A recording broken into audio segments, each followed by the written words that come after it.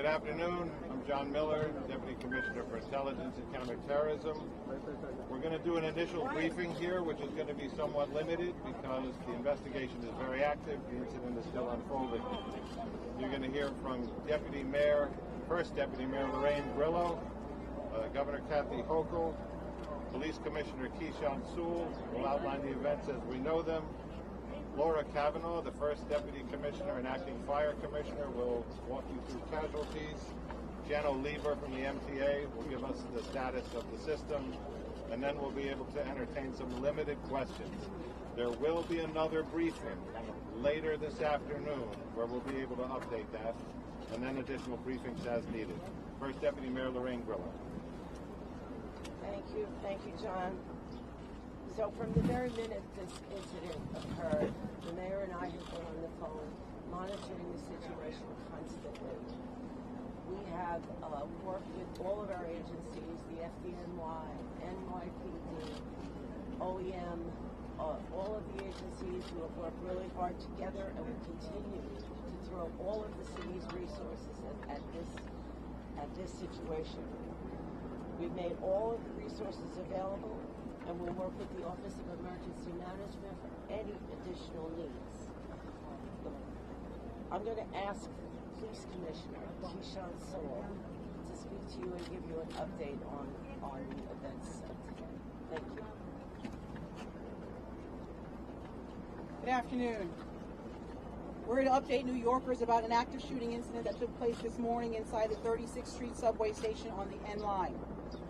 I want to begin by assuring the public that there are currently no known explosive devices on our subway trains, and this is not being investigated as an act of terrorism at this time. We can also report that although this was a violent incident, reportedly we have no one with life-threatening injuries as a result of this case. This investigation is only hours old, so please note this information is subject to change. Just before 8:24 this morning, as a Manhattan-bound N train waited to enter the 36th Street station, an individual on that train donned what appeared to be a gas mask. He then took a canister out of his bag and opened it.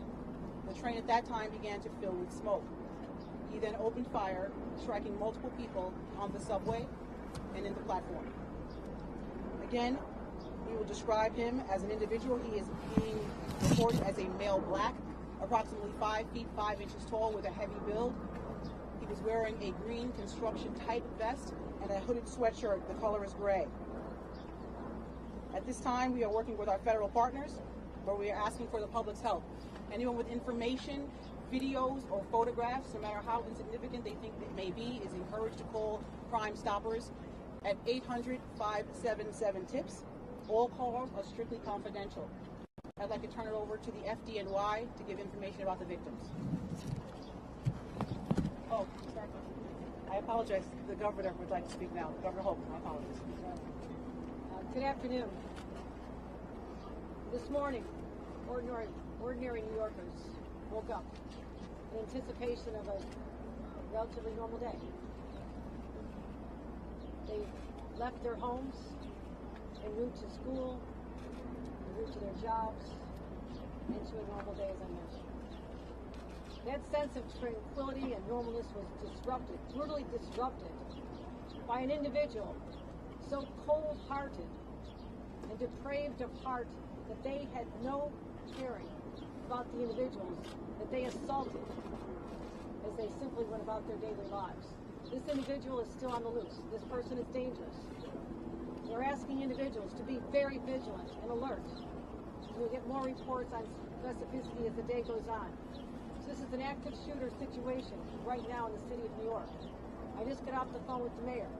He's recovering well. He's monitoring. He's actively engaged in the situation. I wanted to let him know that the people of the entire state of New York stand with the people of this city, this community, and we say no more.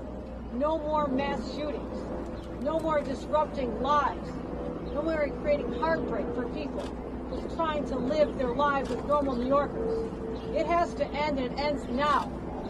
And we are sick and tired of reading headlines about crime, whether they're mass shootings or the loss of a teenage girl or a 13-year-old.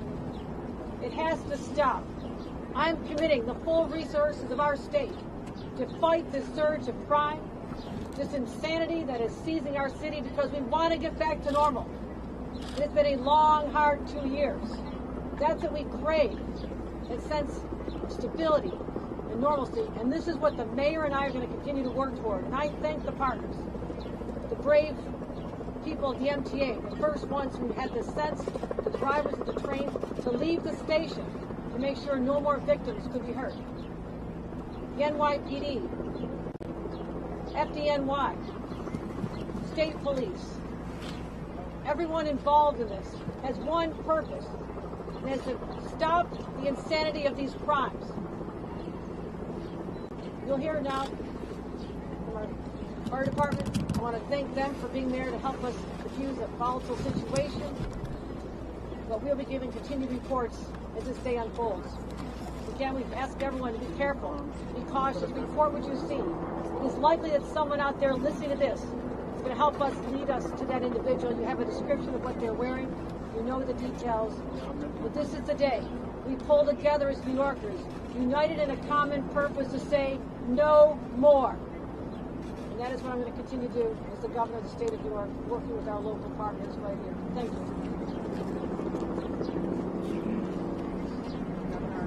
Good afternoon. This morning, the FDNY received reports of gunshot victims in the subway. Thanks to their quick response, we were able to treat 16 patients. 10 of those patients are suffering from gunshot wounds at this time, and 5 of them are in critical but stable condition in our local hospitals. Yes, we have 16 total patients. 10 of them are suffering from gunshot wounds, and 5 of them are in critical but stable condition at this time. I'm going to pass it over to the MTA for an update on the subway. Okay. First of all, we have to thank the NYPD and the FDNY and the whole team who've done so much to protect us and help immediately to recover from this situation. And I also need to acknowledge the MTA workers who had the foresight to immediately move a train that was on the platform, the R train, out of the station so it could carry people to safety. That was smart thinking. Right now, B service is suspended, W service is suspended. The D and the N and the R are running with suspensions and some shuttle buses. And folks should check the website for latest. Obviously, it's a disrupted day, but a lot of the system is in fact running. I just want to say one thing on a personal note, which is on 9/11, I stood on 4th Avenue and watched people, New Yorkers, come back from that tragedy. And I thought I'd watch New Yorkers help each other and storekeepers walk out and give people water. That was the same thing we saw on the platform today. We saw New Yorkers in a difficult situation, an emergency, helping each other. That's the subway riders. That's who New Yorkers are. Every day they're showing people in the subway, which is our public space, that New Yorkers of all varieties can come together in small spaces and get along and create something bigger. That's what we remember in these emergencies, as well as the tragedy and the thought for the quick recovery of the victims. As New Yorkers are incredibly resilient, just as they are in every emergency, and we thank them for what they've done, and we thank the governor and the mayor for their leadership in all of our recovery from COVID and from every one of these challenges. So, just to reiterate, we're going to be very limited in what we are able to answer in questions. Just to also underline our partners here, we got Mike Regan. Mike Regan is the Assistant Special Agent in charge of the Joint Terrorism Task Force with the FBI and NYPD. John DeVito from ATF, who's helping us with tracing efforts and investigation. He's the Special Agent in charge for New York City. Or the Brooklyn District Attorney, Eric Gonzalez, who is also here. And, of course, Chief Ken Corey, Chief of Department, and First Deputy Commissioner Ed Caban. We'll start off with questions for the police. Was the shooting on the train? Was the shooting on the train or on the platform? Was the suspect on the platform or in the train? And did it all happen in the 36th Street station, or what happened down at 25th Street? The suspect was in the train car. The shooting began in the train car. Commissioner, can you give us some more detail exactly what happened in the car? Did the suspect say anything? What type of weapon did he have? What was going on inside the car as this all happened? So, as I stated before, we're only able to get a limited information because it's under investigation. As the train was pulling into the station, the subject put on a gas. He then opened a canister that was in his bag, and then the car filled with smoke. After that, he began shooting. Guys, one time. Hang on. Commissioner, does this appear to be random? Any idea why this individual did this and did this to you? We do not know the motive at this time, and we're not ruling anything out. The injuries that are not gunshots, are they shrapnel wounds? What are the other injuries that were not gunshot injuries? There are a variety of other injuries, from smoke inhalation to shrapnel to panic from the incident. When you say shrapnel, what was the shrapnel coming from? It could be from anything. It's still under investigation at this time, so it could be a grazing from a bullet. It could be from the panic after following the incident. Not from an explosive device. Not at this time. Any idea the suspect where they fled? They go through the train tracks, so they get out of a station. Any idea on the whereabouts immediately after? That's subject to investigation. We're endeavoring to determine that right now. Okay, Josh. John, why did you not terrorism at this stage? Why rule out terrorism? I'm not ruling out anything. We're determining what that motive is, and we'll find that out as the investigation continues. Do the victims tend to one particular ethnic group? No, sir. The victims have a variety. Is anything else recovered there? What do you know about the Hang on. We got time for about 2 minutes. Why were the trains not shut down immediately? And if they were, could it have been easier to catch the suspect? That's not the case. How were the cameras working in the subway station? I'm sorry, I didn't hear you. Were the cameras working in the subway station? That's under investigation as we speak. Any devices? We have not identified the subject. He was wearing a green type construction. Governor Hochul, do you want to comment on the arrest of Lieutenant Governor Brian Benjamin, who was speaking this morning? Where will you continue to keep him? I'll be happy to report on this.